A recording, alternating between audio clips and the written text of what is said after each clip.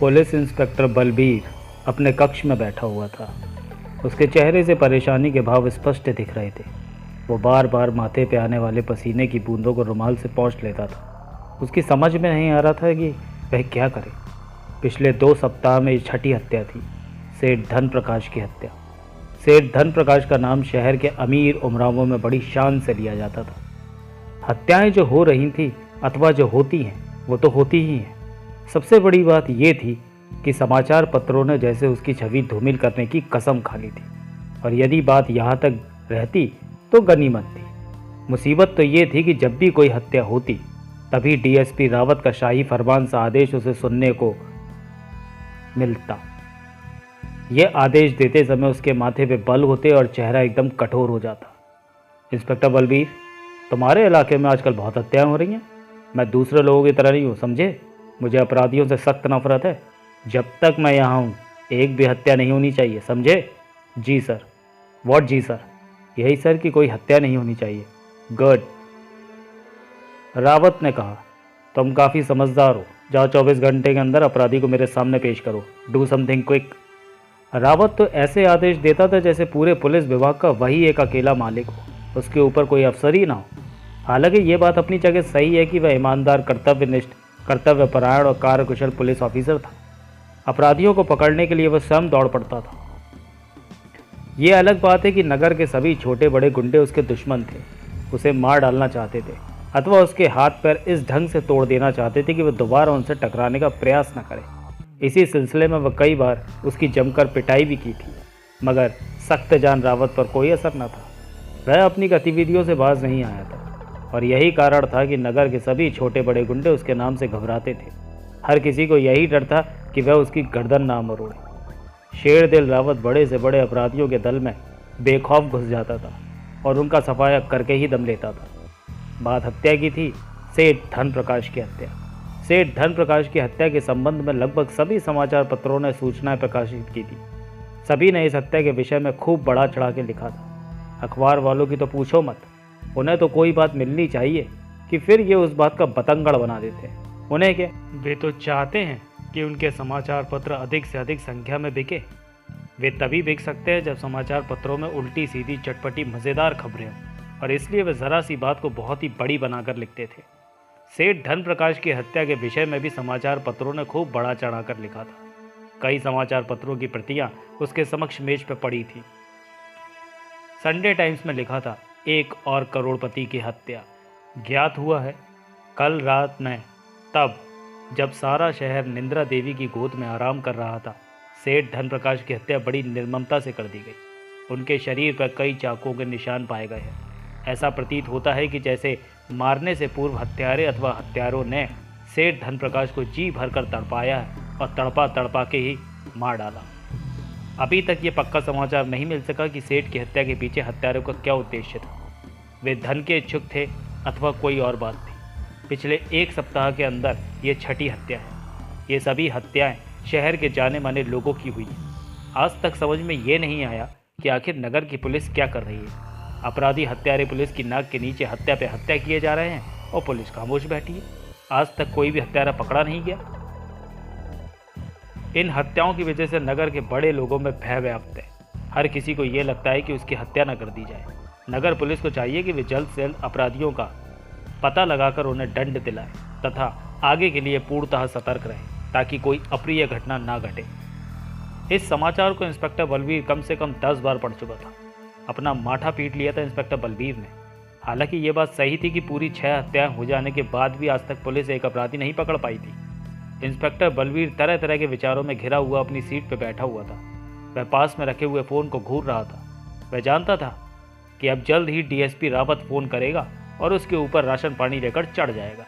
अतः इंस्पेक्टर ने सामने पड़ी फाइलों को मेज से हटाकर उसी में रखी अन्य फाइलों के साथ रख दिया और स्वयं बाहर को निकल गया। इंस्पेक्टर बलबीर की समझ में इससे बड़ी और कोई तरीका नजर नहीं आया था। रात दिन एक करने के बाद भी वह अभी तक कोई अपराधी न पकड़ पाया था। पुलिस ऑफिसर से बाहर आकर वहीं पर खड़ी जीप पर सवार हो चल दिया। उसकी जीप सड़क का सीना रौंदती हुई दौड़ रही थी। इंस्पेक्टर बलबीर की जीप कर्नल विरोध के मकान के समक्ष रुकी। जीप को सड़क के किनारे पार्क कर वह अंदर की ओर बढ़ा। उसने द्वार पर लगे कॉल बेल के बटन को पुश किया। दूर कहीं घंटी बजने का स्वर सुनाई दिया। फिर उसके बाद किसी के पगों की ध्वनि सुनाई देने लगी, जो पल प्रतिपल निकट होती जा रही थी। चंद पलों के उपरांत द्वार खुला। द्वार खोलने वाले स्वयं कर्नल विनोद थे। बलबीर ने आगे बढ़ अभिवादन किया। कर्नल विनोद ने अभिवादन का उत्तर देते हुए कहा, आइए इंस्पेक्टर साहब, आज इधर का रास्ता कैसे भूल गए? कर्नल साहब, बलबीर ने कहा, ज़रा राजन से मिलना था और आपसे भी कुछ बातें करनी थी। ओह जी। और तब इंस्पेक्टर बलबीर कर्नल साहब के साथ चलते हुए अंदर ड्राइंग रूम में आ गए। कर्नल साहब ने सीट ग्रहण की। कर्नल साहब ने राजन की मम्मी से चाय लाने को कहा और फिर बलबीर की ओर मुखातिब होते हुए बोले, हाँ तो इंस्पेक्टर, अब बोलो क्या बात थी? कर्नल साहब, यस। आप समाचार पत्र तो पढ़ते ही हैं। आपने देखा होगा कि पिछले एक सप्ताह में कल रात के खून को लगाकर 6ठा खून हुआ है। एक सप्ताह में 6 खून, सभी खून नगर की जानी मानी हस्तियों के हुए। इन हत्याओं के कारण मेरा जीना हराम हो गया है। डीसीपी रावत की डांट खाते खाते तंग आ गया हूँ। शायद डीसीपी साहब समझते हैं कि मैं हाथ पे हाथ रखे बैठा हूँ, जबकि पोजीशन ये है कि एक सप्ताह से मैं ठीक से सो भी नहीं पाया हूँ। वो तो आपकी आंखें ही बता रही हैं इंस्पेक्टर, कर्नल साहब ने स्वीकारते हुए कहा। कर्नल साहब, यस। पुलिस ने अपनी ओर से सभी सुरक्षात्मक उपाय किए, मगर कोई लाभ नहीं हुआ। नगर की गश्त 2 गुनी कर दी गई। नगर से बाहर जाने वाले हर रास्ते पर पुलिस का कठोर पहरा लगाया गया, मगर कोई लाभ नहीं हुआ। यही पता आज तक न चल सका कि हत्यारों का इस प्रकार से प्रतिदिन एक हत्या का कारण का उद्देश्य क्या है। अब उनका अगला शिकार कौन होगा, ये भी कुछ कहा नहीं जा सकता। समझ में ये नहीं आया कि क्या करूं क्या ना करूं। डीसीपी रावत को क्या जवाब दूं? इंस्पेक्टर बलबीर, जी कर्नल साहब। धन वसूल करने के अतिरिक्त हत्यारों अथवा अपराधियों का और क्या उद्देश्य हो सकता है? कर्नल साहब, यस। मैं आपकी बात से सहमत नहीं हूँ। क्यों? इसका सबसे बड़ा कारण यह है कि अब तक जो भी हत्याएं हुई हैं वो सब ऐसे लोगों की हुई हैं जो सबके सब अमीर थे। मेरा अपना ख्याल है कि संसार में कोई ऐसा व्यक्ति नहीं है जो धन के मामले में जान देने की बात सोचे। कम से कम उस समय, तब जबकि जान की बाजी लगी हो, तो आदमी उतना धन तो जान बचाने के लिए दे ही सकता है जितना उसके पास है, क्योंकि प्रत्येक व्यक्ति के लिए उसकी जान का बहुत महत्व है। यदि आदमी जिंदा है तो धन फिर पैदा किया जा सकता है। आपकी बात में वजन है इंस्पेक्टर? वही तो कर्नल साहब, बलबीर अहम भाव से बोला। प्रश्न अपनी जगह ज्यों का त्यों फिर खड़ा है कि यदि पैसों के लिए हत्या नहीं की जा रही तो फिर क्यों की जा रही है? इस प्रकार से हत्या करने का उद्देश्य क्या हो सकता है? आखिर क्यों कर रहा है ऐसा अपराधी? क्यों? इंस्पेक्टर, यस कर्नल साहब। यह पॉइंट वास्तव में अपने आप में जोरदार है। काफ़ी सोचने विचारने के उपरांत भी मैं आज तक ये नहीं समझ पाया कि कारण क्या है। हाँ, बार बार एक ही बात दिमाग में आती है। वह क्या? वह यह कर्नल साहब, इंस्पेक्टर बलबीर ने बताया, कि इस प्रकार से हत्या करके कोई नगर अथवा राष्ट्र में भय और अराजकता की स्थिति उत्पन्न करना चाहता है। और यदि मेरा विचार सही है तो ये पक्की बात है कि फिर अपराधी के पीछे किसी विदेशी राष्ट्र की शक्ति का हाथ है, जो राष्ट्र की शक्ति भंग कर यहाँ भय और अराजकता की स्थिति पैदा कर देना चाहता है। क्या ख्याल है आपका? मानना पड़ेगा इंस्पेक्टर कि तुम्हारी इस बात में भी दम है, कर्नल विनोद बोले। और यदि वास्तव में ऐसा है तब स्थिति अत्यंत खराब है। जी हाँ। कर्नल विनोद कुछ बोलने ही जा रहे थे, तभी वहाँ पर सरोज चाय ले आई। उसने चाय की ट्रे मेज पर रखी, चाय प्यालों में डाली और केवल उन दोनों को पकड़ा दिए। उन्होंने अपने लिए चाय बनाई नहीं थी। वे उल्टे ही पांव लौट गईं।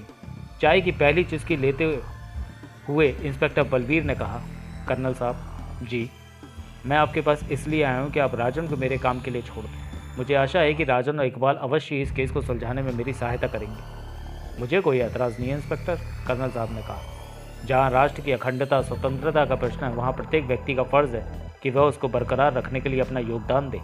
यदि राजन राष्ट्र के कुछ काम आ सकेगा तो मैं अपने आप को सौभाग्यशाली समझूंगा। धन्यवाद कर्नल साहब, बलबीर ने कहा। मुझे भी आपसे यही आशा थी। एक नागरिक का सच्चा धर्म भी यही है कि वह तन मन धन से राष्ट्र की सेवा और सहायता करे।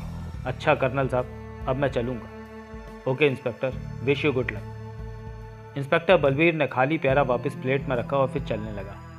तभी वहाँ पर राजन व इकबाल ने साथ साथ प्रवेश किया। उन दोनों ने बलबीर पर नज़र पड़ते ही संवेद स्वर में कहा, नमस्ते अंकल। नमस्ते पुत्रों, बलबीर बोला। आओ बैठो, मैं तुम लोगों से ही मिलने आया था। क्या बात है uncle?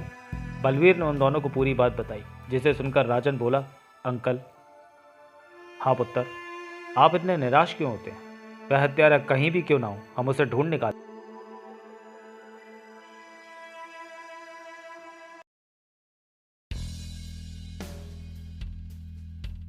Good good bye. Thank you uncle. और फिर इंस्पेक्टर बलवीर वहाँ से चलता हुआ बाहर आया। बाहर आकर वह अपनी जीप में बैठा।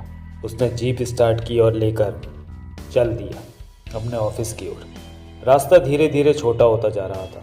रात के ठीक 12 बजे थे। चारों ओर घुप अंधेरा, अमावस की अंधेरी रात और उस पर बादल। यदि कोई हाथ में हाथ मारकर निकल जाए तो अभी पता न चले। ऐसे भयानक भयावह वातावरण में दूर उस निर्जन स्थान पीली पहाड़ी के ठीक नीचे वाले खंडहर से किसी उल्लू के बोलने की आवाज़ सुनाई दी। उस आवाज़ को सुनकर यदि कोई उस अंधकारपूर्ण रात्रि में उस पहाड़ी के आसपास कोई होता तो अवश्य उसका कलेजा दहल जाता। मगर वहाँ होता ही कौन भला? उस पहाड़ी को लोगों ने खूनी पहाड़ी का नाम जो दे दिया था और उसके नीचे वाले खंडहर को भूत महल। पिछले 4 माह से उस ओर दिन में जो भी उधर गया अथवा उस ओर से किसी ने गुजरने का प्रयास किया, उसी की लाश पाई गई। अब तक कम से कम 20 आदमी तो जान गंवा ही चुके थे और वहां पाई जाने वाली प्रत्येक लाश बड़ी दयनीय स्थिति में होती थी। लाश का नोचा कुचा तन, चेहरे पर बड़े बड़े घाव और पूरे बदन पर गहरे गहरे पक्षियों के से निशान। गले पर दबाव पड़ने के कारण बाहर को निकली हुई आंखें और जुबान, ये सब बातें लोगों में भय उत्पन्न करने के लिए पर्याप्त थी। इसलिए ये उस खंडहर को भूत महल का नाम देने पर विवश हो गए थे। आसपास की बस्ती व नगर के लोग। पुलिस ने लोगों की बातों पर विश्वास नहीं किया। उसने वहां खोजबीन प्रारंभ की। परिणाम में 2 इंस्पेक्टर और 1 सब इंस्पेक्टर को जान से हाथ धोना पड़ा और इस तरह से पुलिस को भी उस खंडहर को भूत महल का नाम देकर फाइल बंद कर देनी पड़ी। उस स्थान पर भला अब कौन जा सकता था?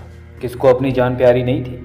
पिछले 4 महीने से जो भी उस ओर गया जिंदा लौट के वापस नहीं आया। सबकी एक जैसी कहानी थी।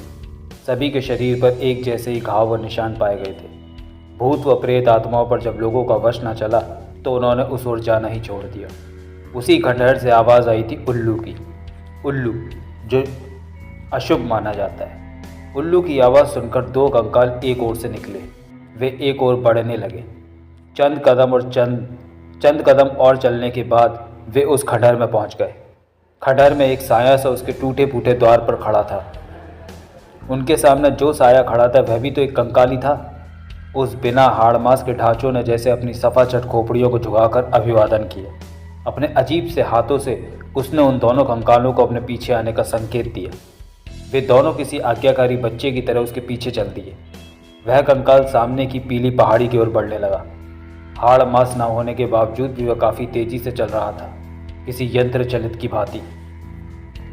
वे तीनों इसी तरह आगे पीछे बढ़ते रहे। लगभग आधा घंटा लगातार चलते रहने के उपरांत वे दोनों उस पहाड़ी पर पहुंच गए। अंधकार में उनकी आंखों के कोटर और नाक के निशान और भी अधिक भयावह लग रहे थे। सिलवट पर सर अंधकार में भी चमक रहा था। उन तीनों में से कोई भी कंकाल अभी तक आपस में बोला नहीं था। तीनों ही मूक बने हुए थे। या तो बोलने की उनमें शक्ति नहीं थी या फिर वे जानबूझकर अभी तक मौन बने हुए थे। पहाड़ी पर पहुंचकर वे सामने वाले उस पीपल के पेड़ के नीचे खड़े हो गए जो अपने आप में बड़े महत्व का था। वे तीनों उसी के नीचे खड़े थे। लगभग आधे घंटे के उपरांत वहां पर किसी हेलीकॉप्टर के से आने का स्वर सुनाई दिया। वातावरण में स्पष्ट रूप से हेलीकॉप्टर की आवाज़ सुनाई दे रही थी। और फिर चंद पलों उपरांत वास्तव में ही वहां पर उनके सर के ठीक ऊपर एक हेलीकॉप्टर उड़ता हुआ दिखाई दिया। उस पर दृष्टि पड़ते ही उस कंकाल ने अपने पास से एक 5 सेल की टॉर्च उत्पन्न की। उस टॉर्च का रुख ऊपर की ओर कर 3 बार जलाया बुझाया। इस प्रकार से उसने हेलीकॉप्टर को अपने वहां उपस्थित होने का संकेत दिया। अगले ही पल उस हेलीकॉप्टर की सर्च लाइट का भरपूर प्रकाश उस स्थान पर पड़ा। वहां ऐसा प्रकाश हुआ कि उसमें सुई को भी आराम से देखा जा सके। देखते ही देखते हेलीकॉप्टर पहाड़ी पर उतर गया। तब वे तीनों कंकाल उस हेलीकॉप्टर की ओर बढ़े, चलकर उसके निकट आए। हेलीकॉप्टर में चालक के अतिरिक्त केवल एक व्यक्ति और था। उस व्यक्ति ने उस कंकाल की ओर देखा। मौसम खराब। पहली बार खनकते स्वर में कंकाल का स्वर उभरा। कोई बात नहीं, हम इसके अभ्यस्त हैं, उसने उत्तर में कहा। और फिर उस व्यक्ति ने हेलीकॉप्टर में से 3 पेटियां उठाकर उस व्यक्ति को दे दी। जो कंकाल के रूप में दृष्टिगोचर हो रहा था। तीनों पेटियां लेने के उपरांत उस कंकाल ने अपने पास से एक छोटा सा बॉक्स निकालकर उसे दे दिया। उस व्यक्ति ने, जो शक्ल सूरत से अंग्रेज लग रहा था, उस बॉक्स को खोलकर देखा। उसकी आंखें उसे देखकर चौंधिया सी गईं। उसके सामने बॉक्स में छोटे बड़े कई आकारों के हीरे पड़े थे। उसने उनको छूकर देखना उचित समझा। उसने बॉक्स में हाथ डाला, कुछ हीरे उठाए, मगर अफसोस हाथ में ऊपर हीरा ना ला सका, बल्कि हीरे लाने के स्थान पर जोर से चिल्ला उठा, हाय मैं मर गया। क्या हुआ?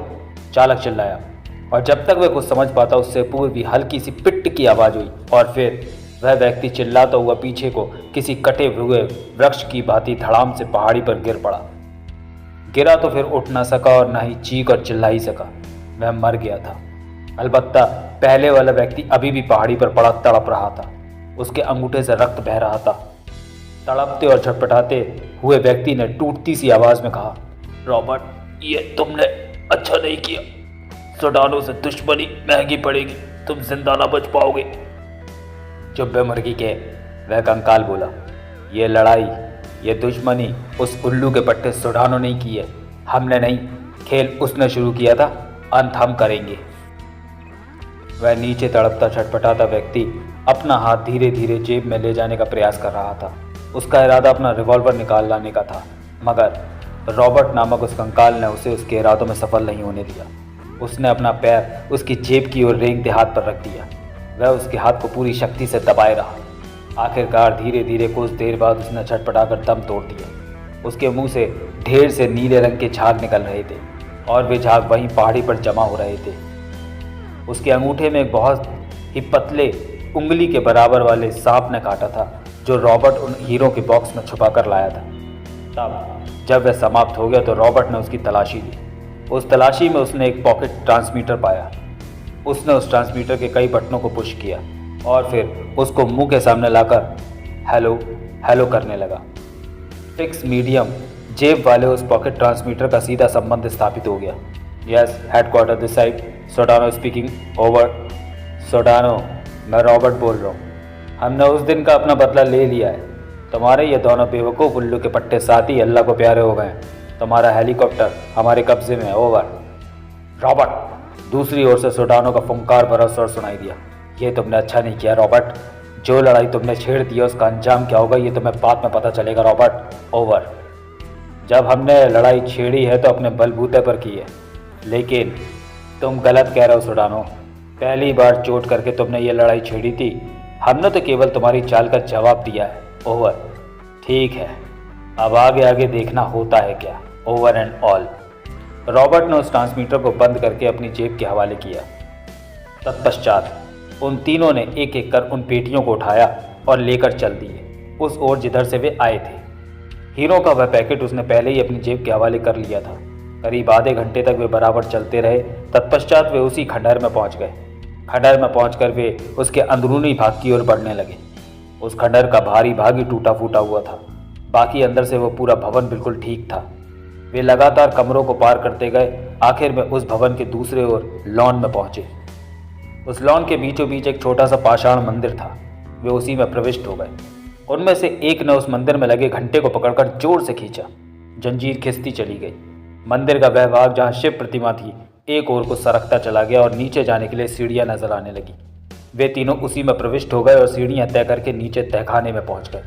और फिर वे तहखाने में आगे को बढ़ चले। वह तहखाना काफ़ी लंबा चौड़ा था। वह एक विशाल हॉल था। बेस के 12 खंभों पर आधारित उस हॉल में चारों ओर कुल मिलाकर 48 कुर्सियां पड़ी हुई थीं।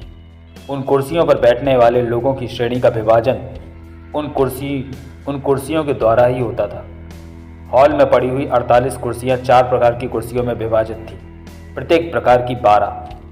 वे कुर्सियां इस बात को प्रदर्शित करती थी कि 4 श्रेणी के व्यक्ति आकर बैठते थे। इन सबसे अलग थलग एक और भी कुर्सी थी, 49वीं कुर्सी, जो सबसे अलग होने के साथ अनोखी थी। उस कुर्सी में अनेकों हीरे, पन्ने, माणिक, मुक्ता आदि जड़े हुए थे और कुछ पुश बटन लगे हुए थे। वहां के लोगों का कहना था कि विचित्रताओं की पेटी है। राजा विक्रमादित्य के 32 पुतलियों वाले सिंहासन की भांति आधुनिक ढंग से सजे उस हॉल में उन कुर्सियों पर आकर लोग बैठने लगे थे। अपने रैंक के अनुसार लोग सीटें ग्रहण कर रहे थे। आने वाले लोगों की संख्या तेजी से बढ़ती जा रही थी। देखते ही देखते वह हॉल लोगों से भर गया। केवल वही एक विचित्रताओं की पेटी वाली कुर्सी खाली रह गई थी। उन लोगों के साथ साथ हॉल में चारों कोनों पर 4 हबशिया खड़े हुए थे, बेहद भयानक, भयावह व खतरनाक चेहरों के इंसान। यदि दिन में भी कोई देख ले तो बेहोश हो जाए, और फिर रात का तो कहना ही क्या।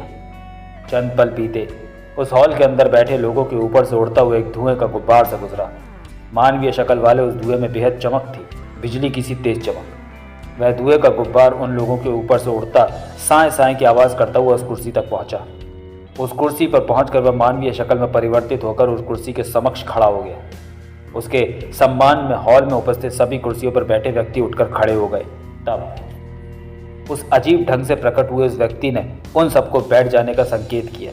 स्वयं भी सीट ग्रहण की। सभी उपस्थित जन अपने अपने स्थानों पर पुनः बैठ गए। कुछ पलों तक उस हॉल में खामोशी छाई रही। फिर उस खामोशी को उसी व्यक्ति ने तोड़ा। वह कहने लगा, साथियों, आप सब पर सुडानों को फक्र है। मैं उन सब के सहारे पर ही इस स्थिति में बना हुआ हूँ। इसमें कोई शक नहीं कि मेरा प्रत्येक साथी जाबाज, बहादुर है और 10-10 आदमियों से टकराने की क्षमता रखता है। मगर कल हमारे 2 अत्यंत विश्वसनीय, विश्वासपात्र साथियों मार्गरेट और थ्रेचर को मौत के घाट उतार दिया गया। इतना ही नहीं, 50 लाख एक्सचेंज की करेंसी के नोट भी गायब कर लिए गए। जहां तक ईमानदारी का प्रश्न है, वे केवल हम बेईमान लोगों के पास ही हैं। प्रथम बार हमारे साथ धोखा किया गया है। हमारे साथियों को मारा गया तथा माल हड़प लिया गया।